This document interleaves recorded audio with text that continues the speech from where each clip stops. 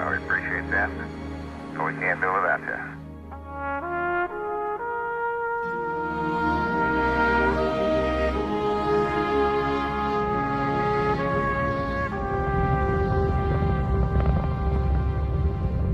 Roger, clear the tower.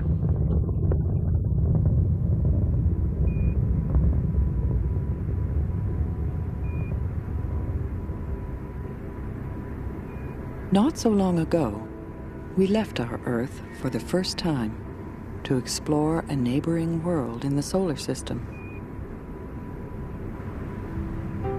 Well, Houston, Sweet 16 has arrived. We found a fascinating place, but barren and lifeless. We stopped, and let's take a gander around and see which way we ought to head. You know, Dave, if we can make it out that far directly ahead of us, look at those large blocks. You mean us? Come down slope, yeah, at 12 o'clock. One sight stood out from all the others. When we looked back across the moon's horizon, we saw the Earth, our home, a tiny oasis beckoning across all those miles of empty space. I tell you, it looks beautiful going away, and it's going to look even better coming back.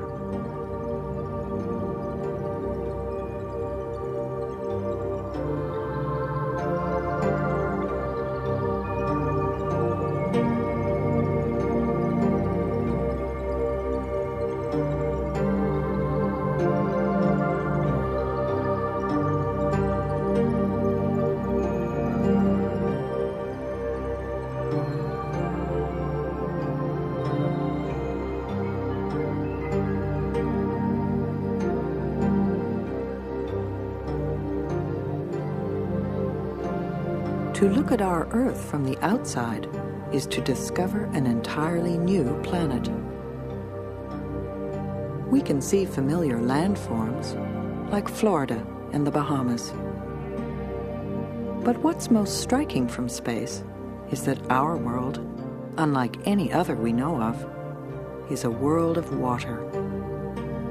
2/3 of it is covered by ocean, glistening in layers of blue and turquoise through a delicate filigree of cloud. All of it is wrapped in a thin layer of air, shielding its surface from the harsh radiation and cold vacuum of space.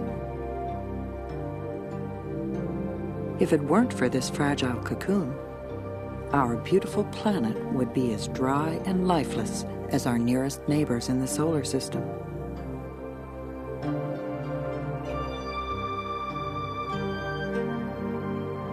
Mars has only a feeble atmosphere. It's locked in a permanent ice age. Venus, under a very dense atmosphere, is hotter than an oven. Nothing could live here. As far as we know, only the Earth can support life. To learn more about the unique environment which makes life possible here on Earth, we're now returning to space in a variety of craft. We call this Mission to Planet Earth.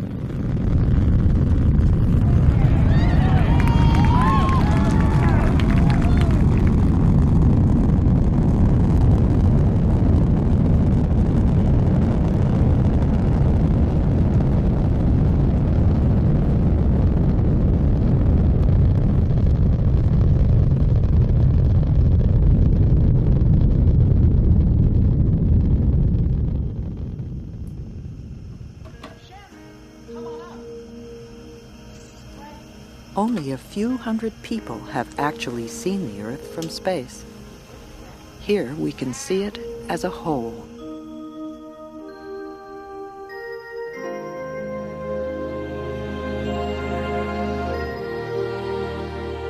Floating beneath us, Sri Lanka and India. But now we also see a planet, bathed in the light of a nearby star, the Sun. Ours is a world of constant change. shaped and reshaped by nature's powerful forces. Its blueness came out of the earth itself. The ancient oceans were steamed out of the interior by erupting volcanoes. We know this one as the Big Island of Hawaii.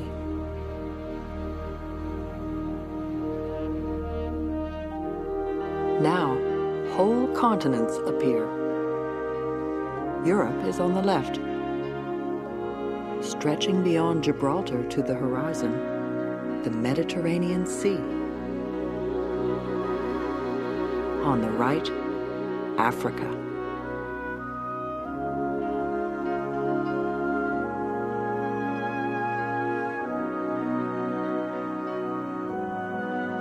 Deep in the heart of Africa, we come upon a land of forests, lakes, and rivers.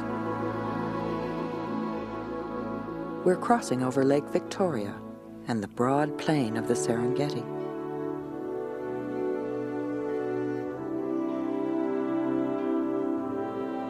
Here beneath us, our planet's systems of water, earth, and air interact to sustain life.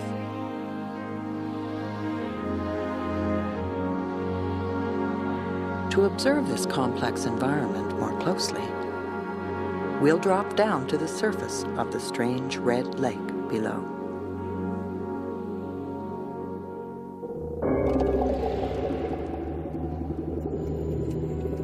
This is Lake Natron. It's hard to believe any life could exist here. But in fact, the lurid color is the life itself. The water is teeming with red algae that feed on white soda from nearby volcanoes. Ash, spewing from these volcanoes for millions of years, nourished the great grasslands of the Serengeti, where a wondrous array of species evolved.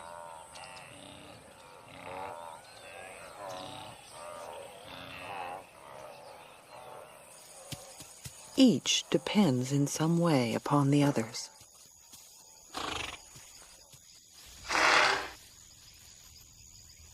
Every link between animals and plants is a strand in the rich fabric of life on Earth.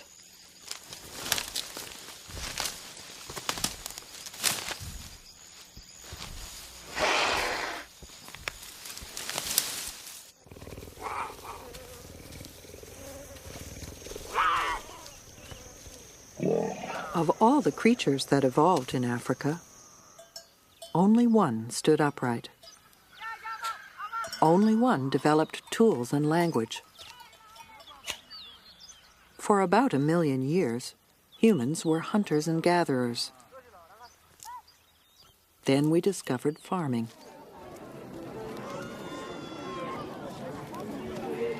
Now the same land could support many more people. But without the Earth's life support system of water and air, not a living thing could exist.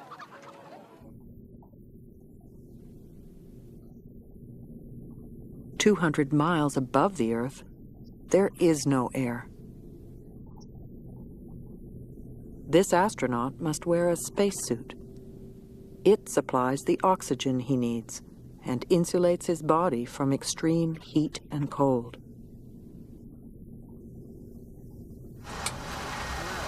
Inside, the orbiter functions somewhat like a miniature Earth.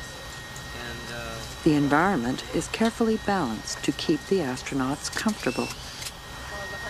One system controls the temperature. Another supplies oxygen. On Earth, the forests and oceans absorb the carbon dioxide we exhale. In space, the crew uses special canisters to clean the air. For a short time, this artificial system supplies to the astronauts what the Earth has always provided for us.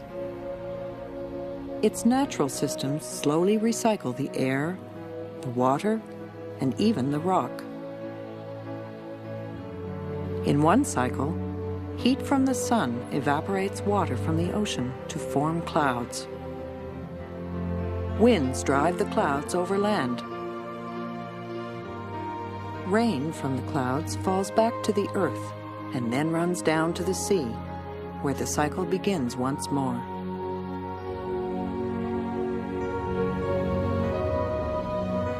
Heat stored in the clouds can drive them upwards into towering thunderheads.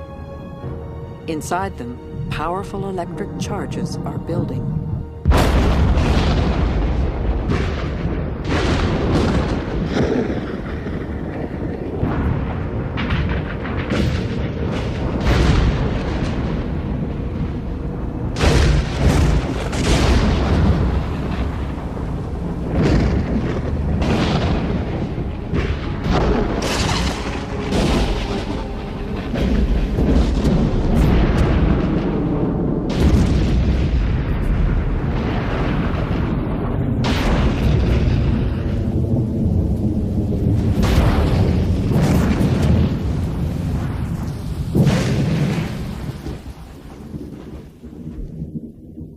You can see lightning on Earth from space. Astronaut Charlie Bolden.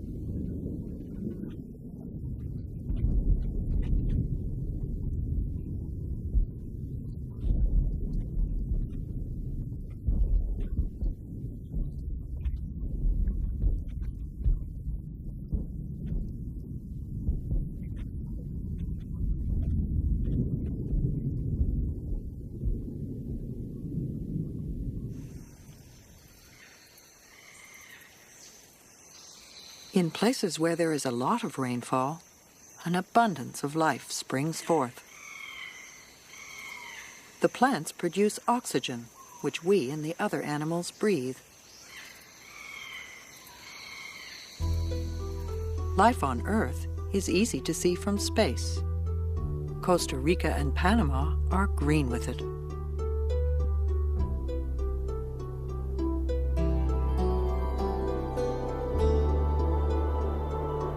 But other places in the world get almost no rain. In the Namib Desert, only wind has shaped the surface, sweeping the parched sand into dunes nearly 1,000 feet high.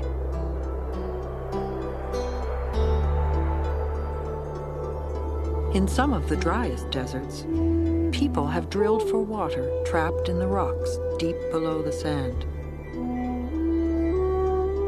Each one of these tiny circles is an irrigated field, half a mile in diameter. But this is a short-term gain.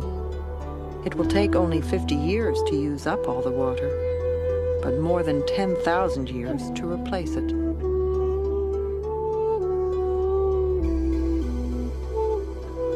In some regions, like the Sahara, the amount of rainfall can change drastically within a single generation.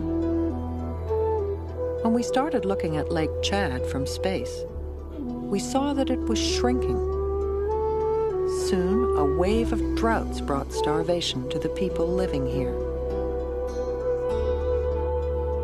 We don't know why these local changes occur, but we do know that the Earth's climate as a whole has changed over much longer periods. During the last million years, great sheets of ice advanced and retreated several times, burying northern Europe and much of North America. This is the Hubbard Glacier in Alaska.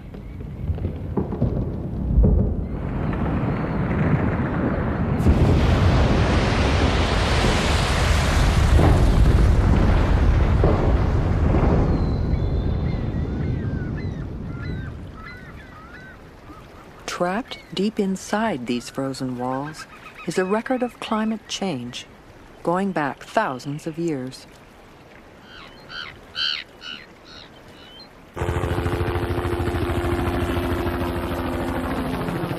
By analyzing samples of the ancient ice, we may learn to predict our future climate.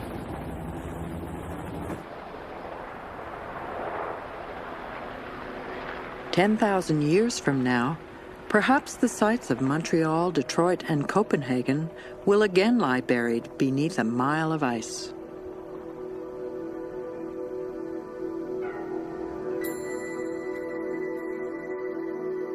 To observe large-scale changes on the Earth, we use satellites.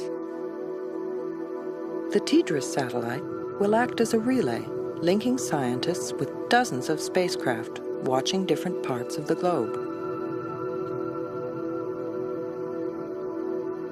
Some study ocean currents.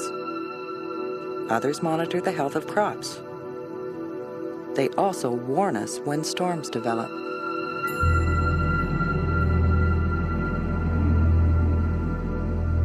Of all the storms, the most dangerous and unpredictable are hurricanes. Without help from satellites, we could not prepare ourselves for the onslaught.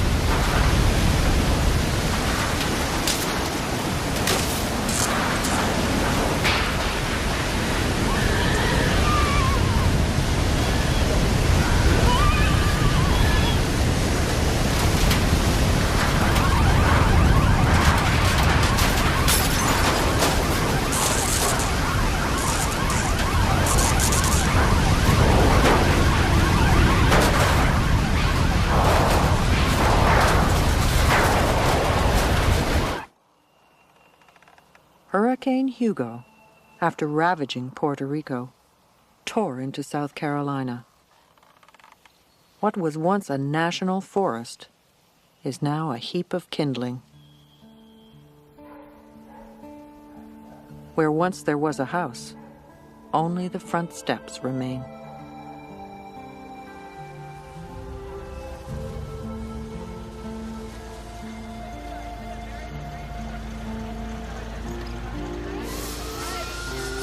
Overnight, nature's fury has devastated entire communities.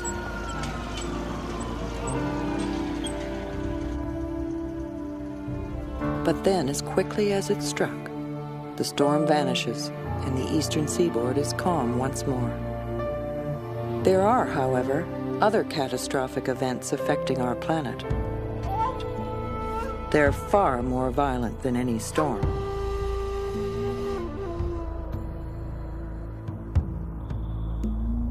The Earth is continually pelted by a hail of objects from space.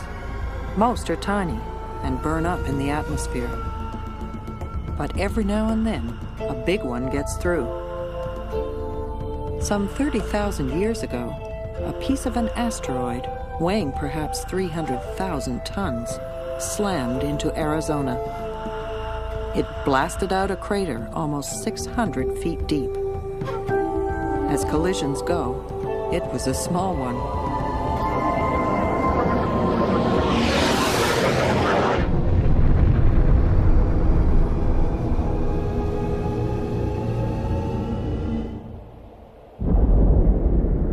From space, we can see the scars from much bigger impacts on Earth. This one in Canada is 60 miles across.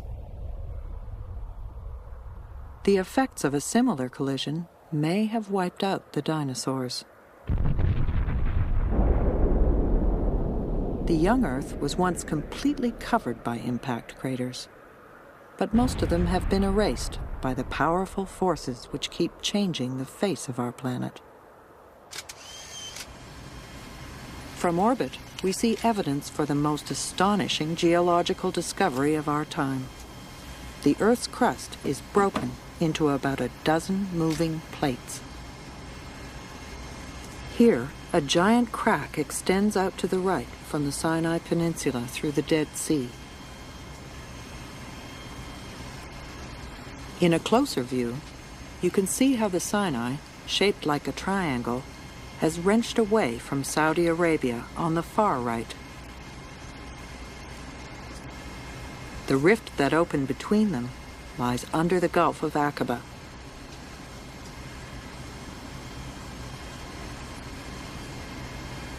Most of the rifts are on the sea floor.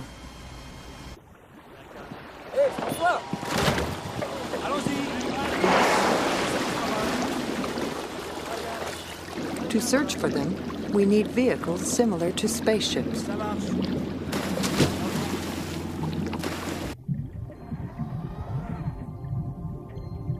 We are on a journey 2 miles down to the very bottom of the ocean. We will enter a world that has never seen sunlight. And yet, the ocean floor is alive with exotic creatures.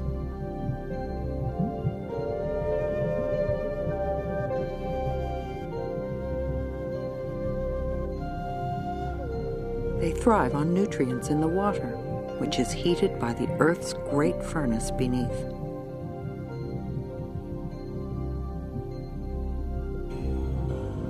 Here in mid-ocean, at the boundary between two plates, molten rock pushes up from the interior.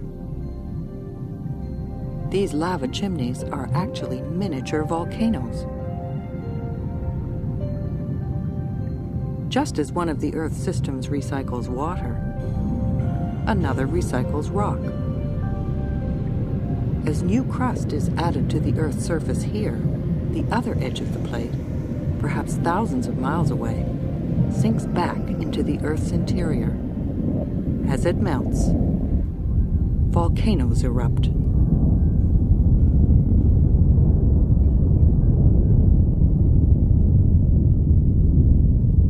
This is Sakurajima volcano in Japan.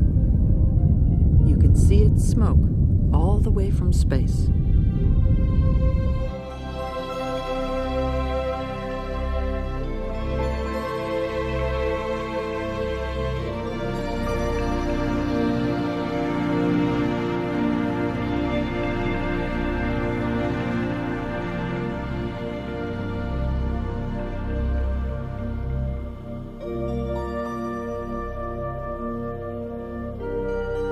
Here, two great plates are slowly crushing together, pushing up the Himalayas, the highest mountain range on Earth.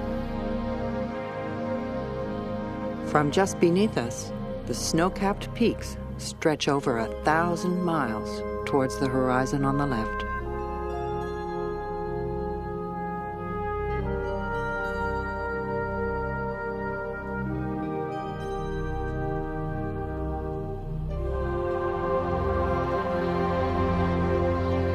Almost all of North America, here on the right, lies upon a single plate.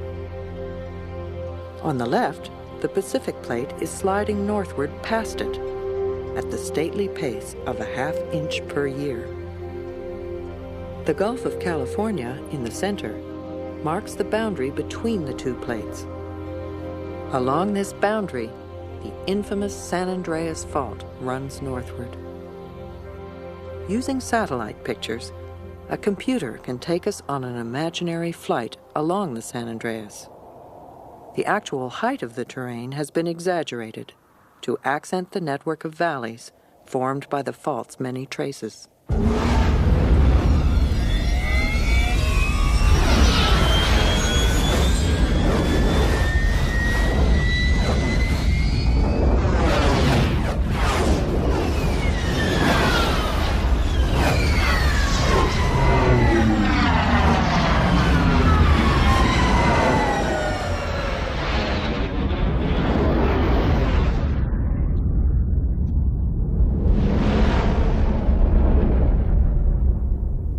As the two plates slide past one another, they lock together in some places. The strain builds.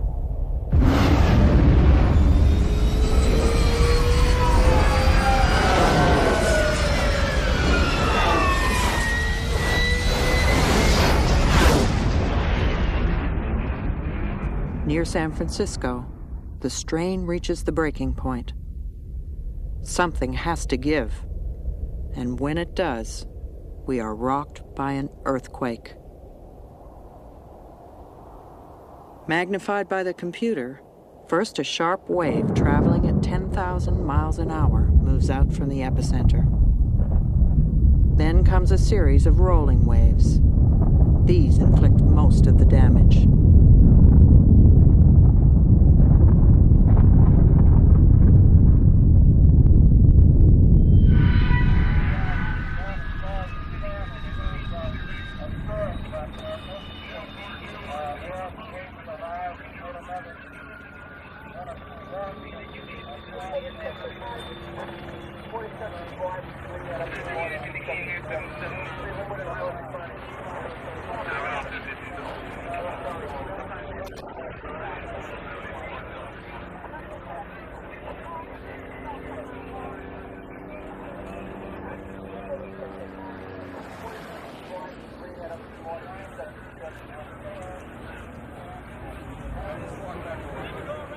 Some buildings, though still standing, had to be demolished.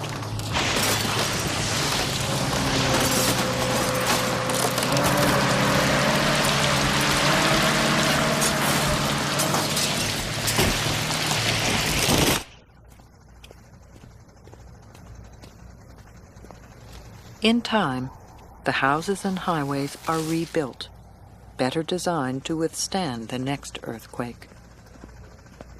People will always be subject to nature's powerful whims.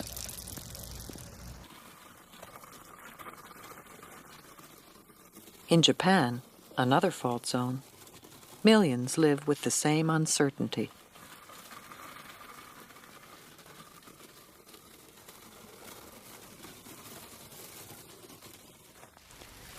One day, almost certainly, we'll learn to predict earthquakes. But in the meantime, we try to live in harmony with our sometimes turbulent planet. After each assault, we pick up the pieces and carry on.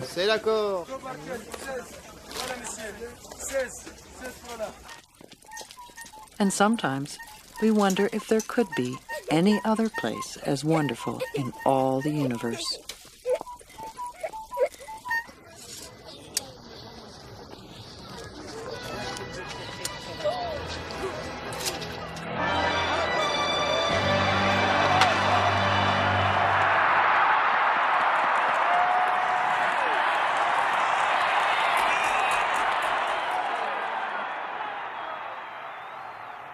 But now a new force, as threatening as any in nature, has begun to change the earth. We are that force. To our ancestors only a few centuries ago, the forests, oceans, and skies seemed vast and almost limitless. But all that has changed. It is only now that we can see it from space that we realize the magnitude of what we are doing to the earth.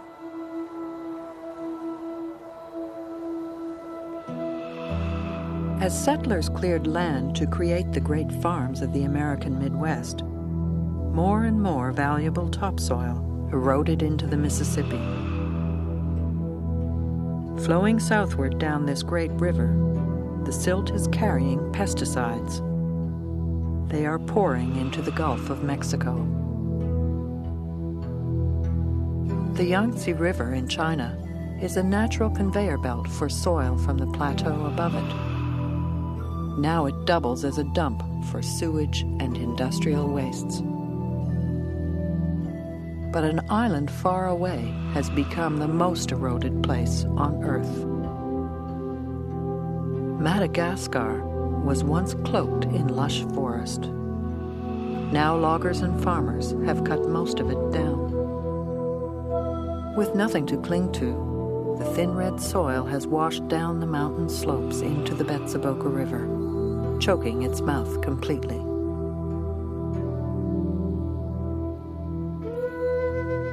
Off the coast of South America, the Atlantic is awash with brown sediment, pouring out from the Orinoco and the Amazon.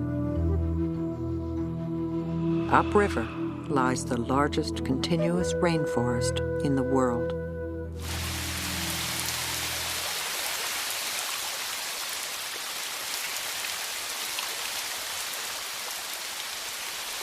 This is home to nearly half of all the species found on Earth. They are sheltered from sun and wind by its great moist canopy. People depend upon the rainforest for food and the rare medicines its plants produce.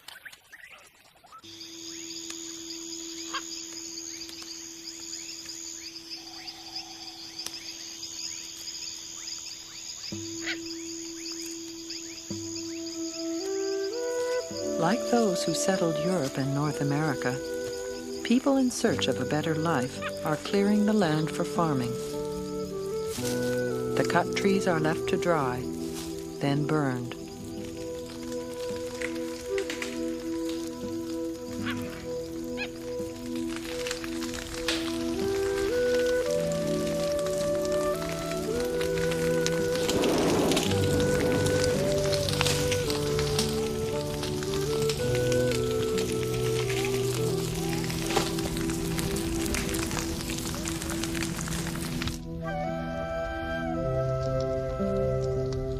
Almost 1 acre of tropical rainforest is destroyed every second.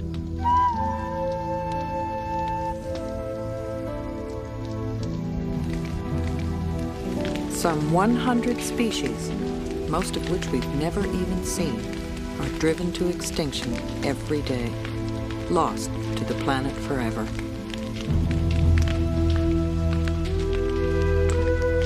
In destroying them, we are tampering with the fabric of life, cutting the very strands that bind us all together.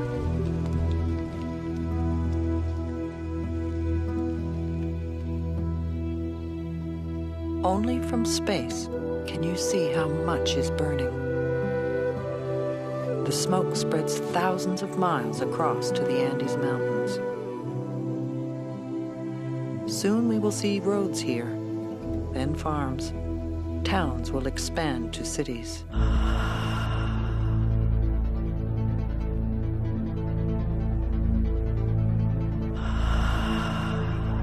8 million people live here in Los Angeles. 6 million vehicles and thousands of factories release chemicals into the atmosphere. Air Quality Management District with an air quality update for the Los Angeles and Orange County. Suggests that persons with existing heart or respiratory diseases should reduce physical activities in these areas.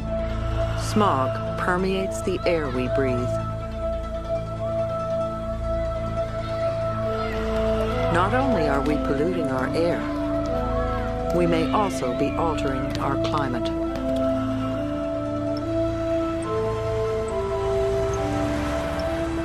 Around the globe, cars and factories belch huge amounts of carbon dioxide into the air, faster than our oceans and depleted forests can absorb it.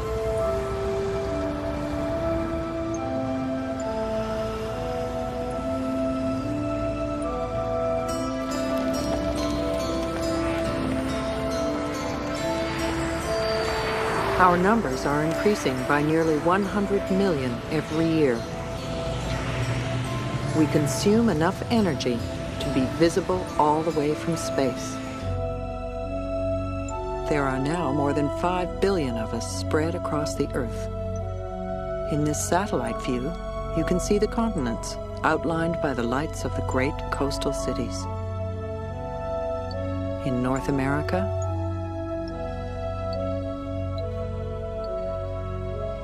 in Europe and in Asia. But our planet does have limits. The carbon dioxide and other greenhouse gases we produce act like a blanket, trapping the sun's heat inside our atmosphere. Beneath it, the Earth's temperature may be rising. Without intending it, we are now conducting an uncontrolled experiment on the Earth's life support system, and we cannot predict the consequences. but already there are clues. High in the stratosphere, a thin layer of ozone shields us from the sun's deadly ultraviolet rays. You can't see the ozone, but our satellites and other instruments have detected a hole bigger than Europe in the ozone over Antarctica. We have created the hole with chemicals we use in our everyday lives. Faced with this evidence, the nations of the world recently agreed to restrict and eventually ban production of those chemicals.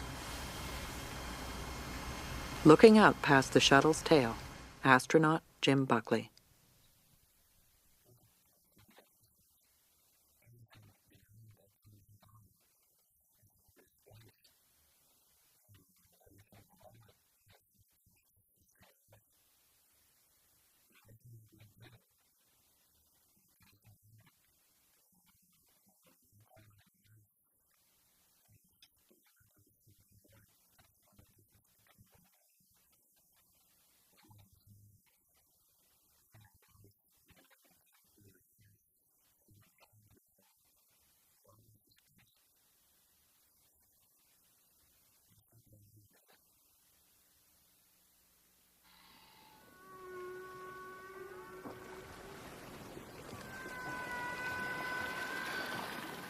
Our world is a special place where millions of species coexist, each one an integral part of our planet's fabric.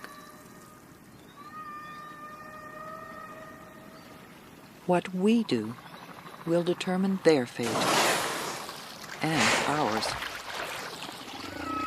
We can undo the damage we have caused.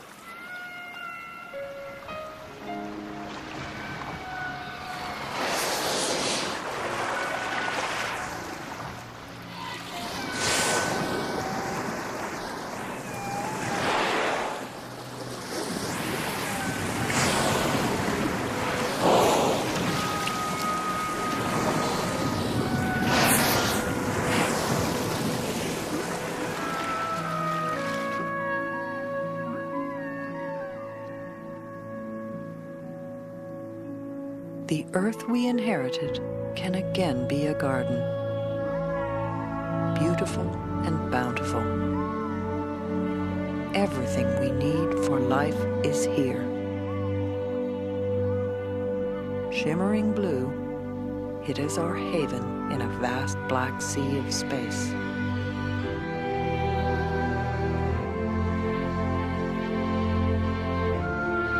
This is our home. It will be home to our children and to their great-grandchildren. It is home to all the nations of the world.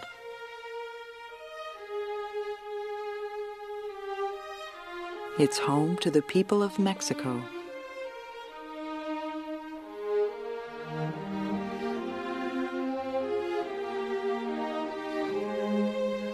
Home to the people of Greece and Turkey.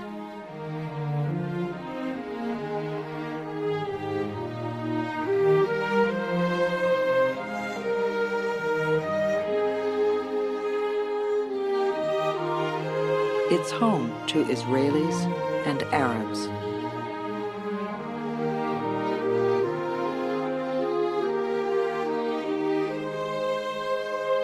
It's home to the Vietnamese.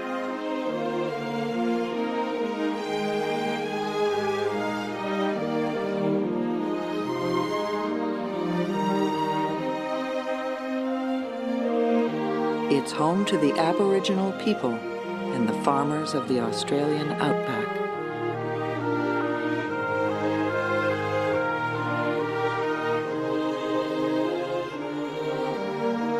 It's home to the people of Japan.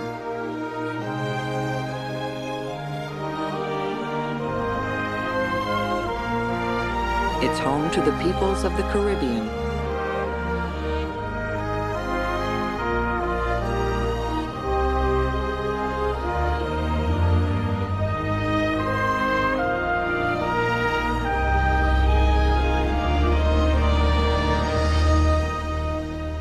It's home to all of us. And it's our only home.